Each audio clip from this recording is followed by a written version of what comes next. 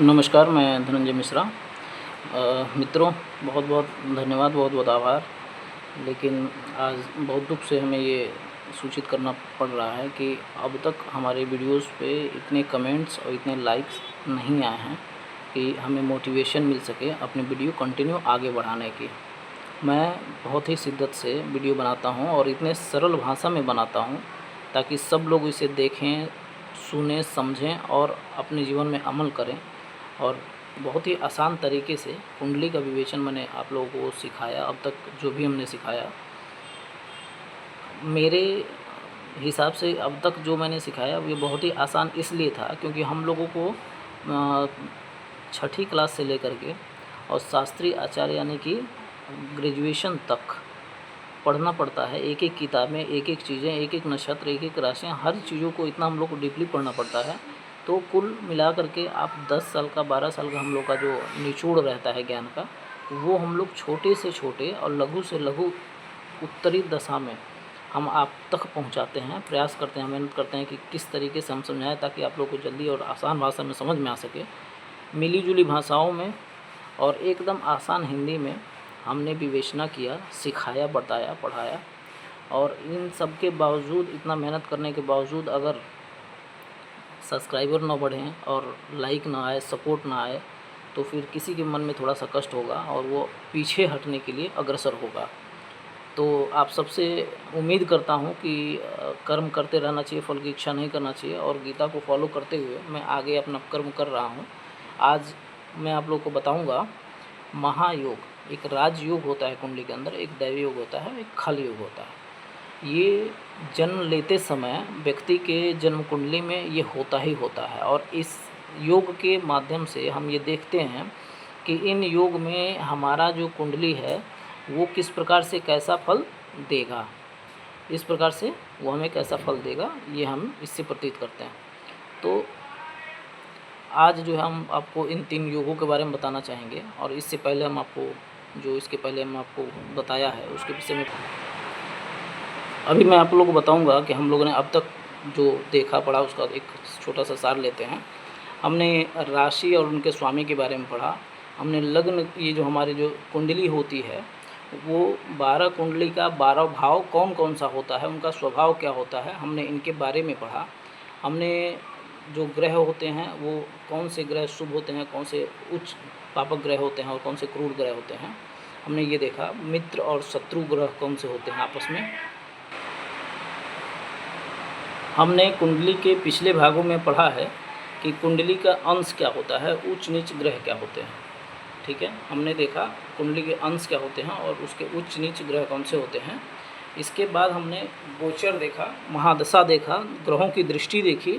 ग्रहों की दृष्टि के बाद हमने कुछ योग के बारे में पढ़ा था। कल हमने बताया था कि राशि परिवर्तन योग क्या होता है, ठीक है, विपरीत राजयोग क्या होता है। और आज हम आपको बताएंगे कि महायोग यानी राजयोग क्या होता है, एक दैन्य योग होता है वो क्या होता है, खल योग। देखिए, महायोग, राजयोग, इसके कई नाम है, राशि परिवर्तन योग भी इसको कहा जा सकता है। दैन्य योग यानी कि ये जो योग होता है काफ़ी दैन्य, इसके नाम से ही है कि ये काफ़ी दैन्य योग होता है। और खल योग आपको दिखाएगा, इसमें हम तीसरे से गणना करते हैं। तो सर्वप्रथम आपको बताना चाहेंगे कि जो योग होते हैं,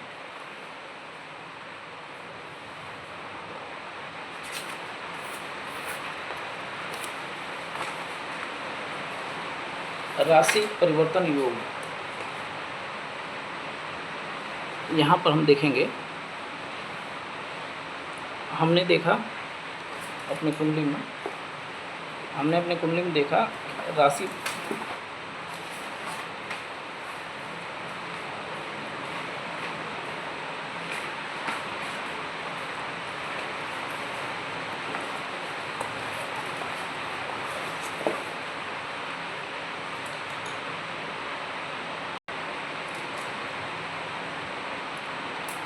यहाँ पर महायोग जैसे इसका नाम है, हम उसे बताएंगे।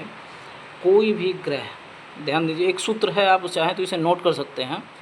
कोई भी ग्रह, ये जो प्रथम हम महाराजयोग के बारे में बात कर रहे हैं, कोई भी ग्रह, जैसे इस को हम ले लेते हैं तीसरा, इसको लेते हैं चौथा, इसको पाँचवा, इसको छठा, सातवां, 11, 12, 2। तो अभी देखिए, अभी जैसा कि हमने एक ये कुंडली बनाया है, हमने मिथुन लग्न की, ठीक है, मिथुन लग्न की हमने कुंडली बना दी। अब मिथुन लग्न की कुंडली में अगर हम यहाँ देखेंगे तो यहाँ है बृहस्पति, ठीक है, बृहस्पति मतलब यहाँ धनु है, 9वां है, ठीक है, 9 का मतलब होता है धनु। तो धनु के जो स्वामी हुए वो हुए गुरु बृहस्पति। बृहस्पति यहाँ पर है, ठीक है, और यहाँ पर लग्न में कौन बैठा है, तो लग्न में बैठे हैं मिथुन के बुध। अगर मिथुन के जो बुध हैं अगर वो बृहस्पति की जगह चले जाते हैं, मिथुन के बुध जो है बृहस्पति की जगह चले गए, ये बुध यहाँ आ गए, और यहाँ के जो बृहस्पति हैं वो यहाँ चले आते हैं, ठीक है, ये गुरु जो है यहाँ चले जाते हैं। तो बृहस्पति यहाँ पर क्या हुआ, एक राशि परिवर्तन योग हुआ। राशि परिवर्तन योग को ही राजयोग कहा जाता है। तो इस प्रकार से तीसरे के जो स्वामी हैं, जो ये पहला घर है, इसके जो स्वामी हैं वो सातवें घर के स्वामी के साथ राशि जब परिवर्तित करते हैं तब ये योग कहा जाता है राजयोग। ध्यान से इसे समझ लीजिए, चाहे तो आप नोट कर सकते हैं। ये पहला एक सूत्र है जिसमें बताता है कि केंद्र का कोई भी घर, केंद्र का कोई भी घर अगर अपना राशि परिवर्तित करता है तो, अगर केंद्र का कोई भी घर केंद्र से अपना राशि परिवर्तित करता है तो वह एक राजयोग कहा जाता है। इस प्रकार से हमने ये समझा। अब इसको हम दूसरे माध्यम से भी, दूसरे तरीके से भी हम जान लें। अब गुरु यहाँ पर, ये तीसरा घर है, ठीक है, और ये 11वां घर, यहाँ पर कौन है, शनि है, ये शनि का घर है, ठीक है।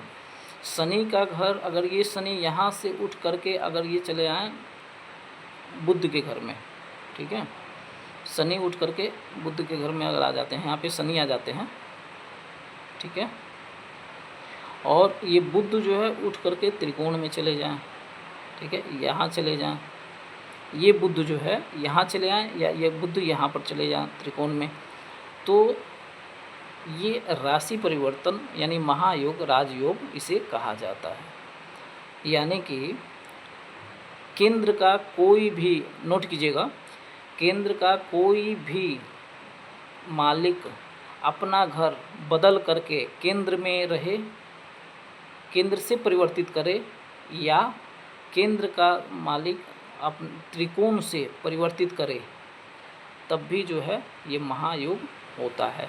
अगर केंद्र का केंद्र से अगर परिवर्तित करता है तो ये बहुत अच्छे परिणाम देंगे, बहुत ही अच्छे परिणाम देते हैं, राजयोग होता है, बेहतरीन होता है।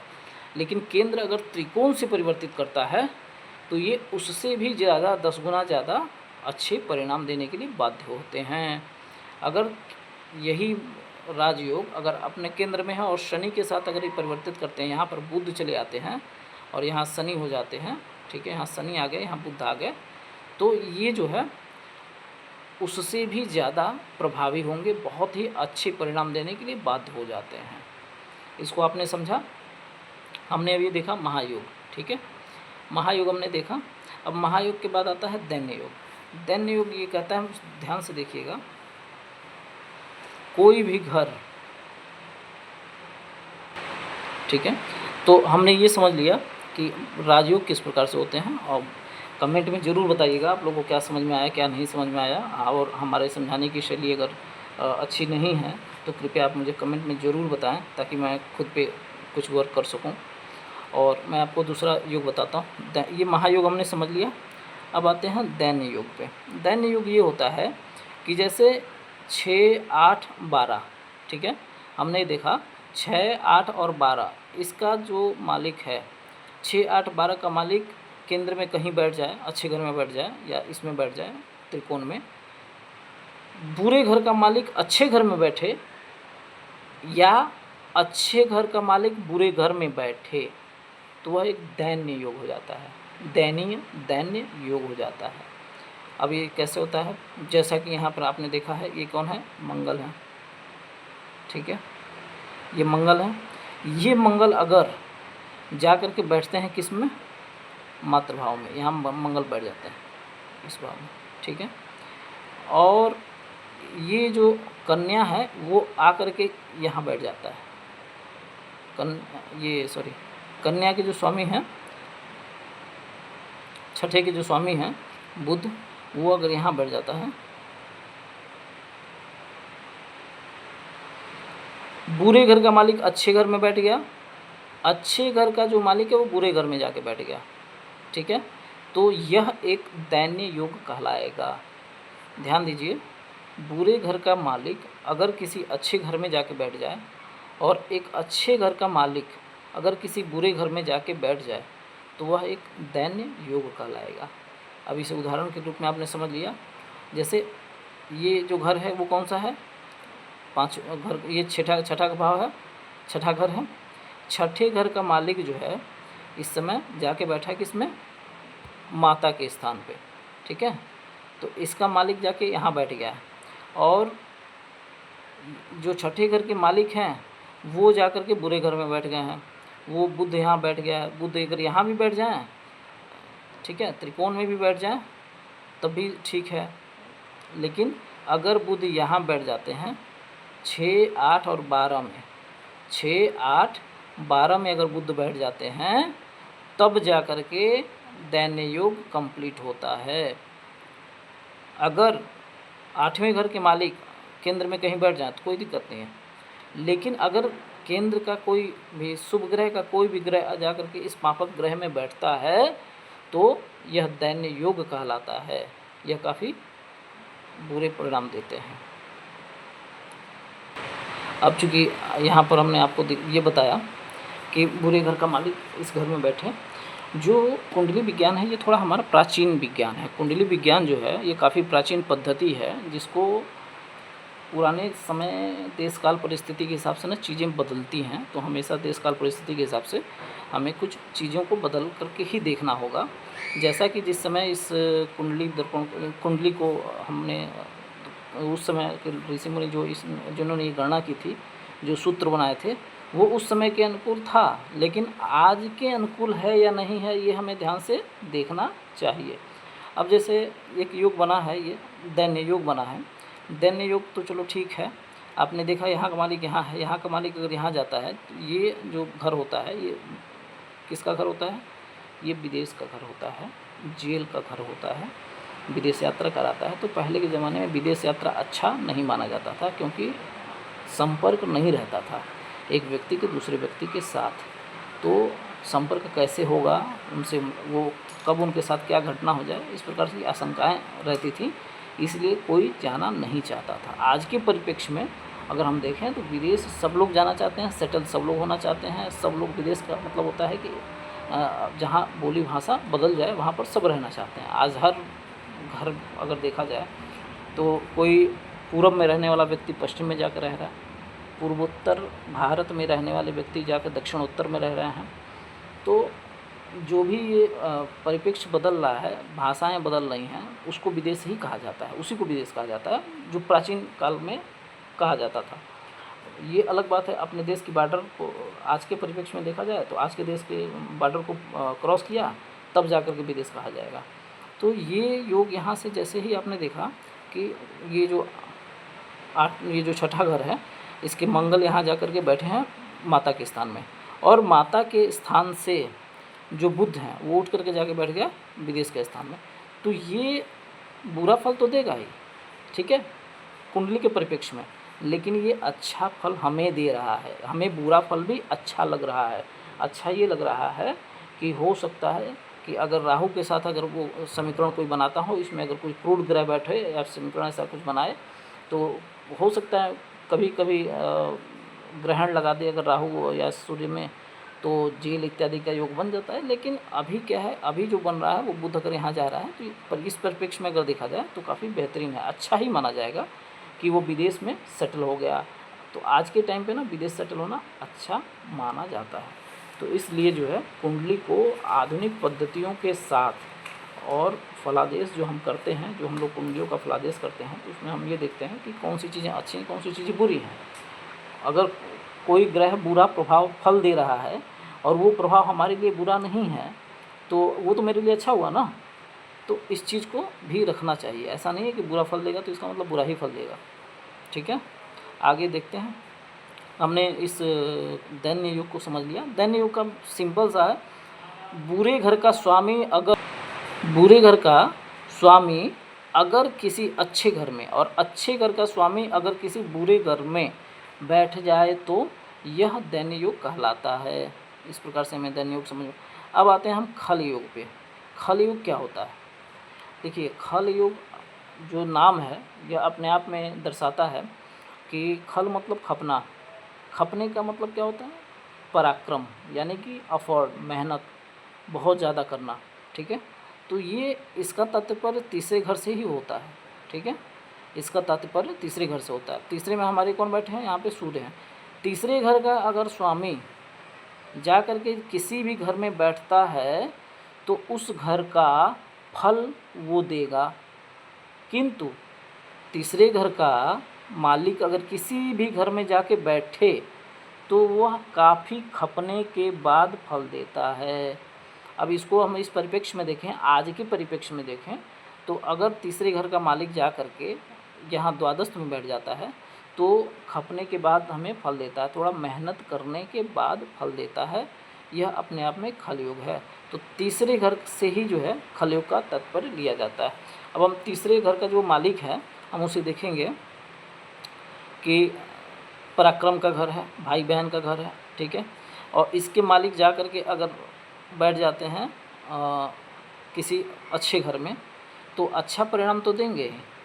बुरे घर में बैठते हैं तो बुरा परिणाम तो देंगे ही, लेकिन काफ़ी खपने के बाद देंगे, यानी कि थोड़ा सा न्यूट्रल हो जाएंगे, न्यूट्रल रहेंगे।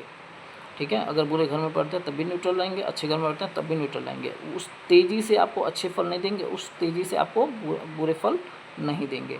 ठीक है, अगर इसके मालिक अगर आके इसमें आते हैं तो व्यक्ति को बीमार डालेंगे। ठीक है, बीमार डालते हैं तो किस हद तक डालते हैं? ठीक है, थोड़ा खपने के बाद डालेंगे। त्रिकोण में बैठते हैं तो त्रिकोण का अच्छा फल होता है, त्रिकोण में वो अच्छे फल देंगे, बाध्य हैं वो, लेकिन अच्छे फल कब देंगे? काफ़ी खपने के बाद देंगे।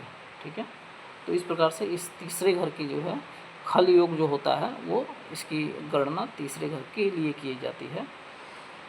तो अब तक आपने ये आज के लिए बस इतना ही।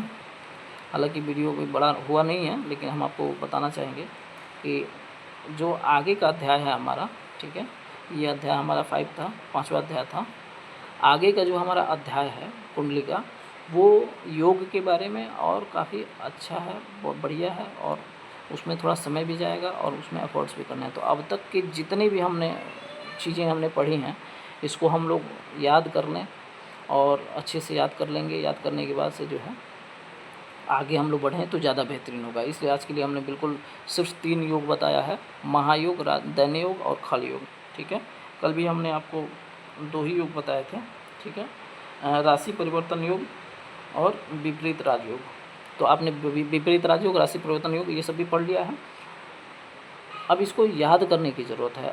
ऑफलाइन अगर क्लास होता, अगर हम सामने सामने पढ़ाते तो हम एक दूसरे का रिव्यू ले सकते थे, हम एक दूसरे को देख सकते थे। लेकिन अब चूँकि ये ऑनलाइन है और इससे काफ़ी लोग लाभान्वित होंगे, ये उम्मीद है हमें। लेकिन जितने भी लोग लाभान्वित हैं, एक हमारे वीडियो पे जो पहला अध्याय है उस पर हमने ये देखा कि 600 से ज़्यादा लोग उसको देख चुके हैं। ठीक है, 600 से ज़्यादा लोगों ने देखा है। पूरा वीडियो देखा है नहीं देखा है नहीं पता, क्योंकि उतना ज़्यादा उस पर वॉच टाइम नहीं आया है।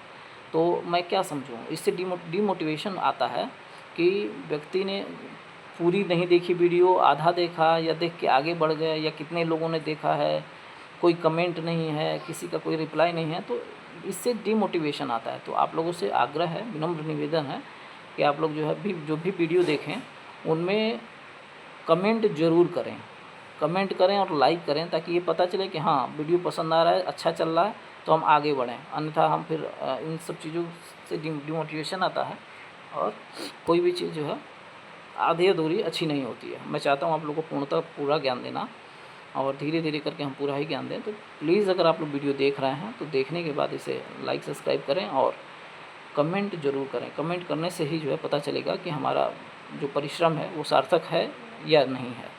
बहुत बहुत धन्यवाद, बहुत बहुत आभार आप सबका, आपने ये वीडियो देखा। नमस्कार।